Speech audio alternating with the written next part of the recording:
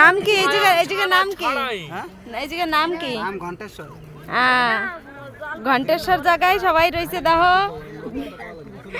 দুই গাড়িতে করে প্রয়াগরাজে গেছিল তীর্থ ভ্রমণ করতে, স্নান করতে মৌনী অমাবস্যায়।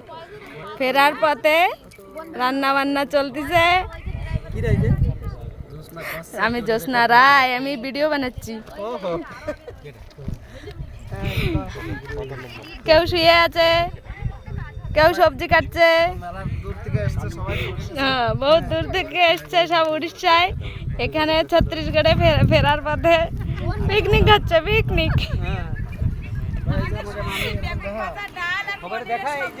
আপনি কি কি সবজি রান্না করছেন? বেগুন ভাজা, ডাল আর পনিরের সবজি। খুব টেস্টি হয়েছে। আপনি কি করছেন? সবজি বানানো হচ্ছে।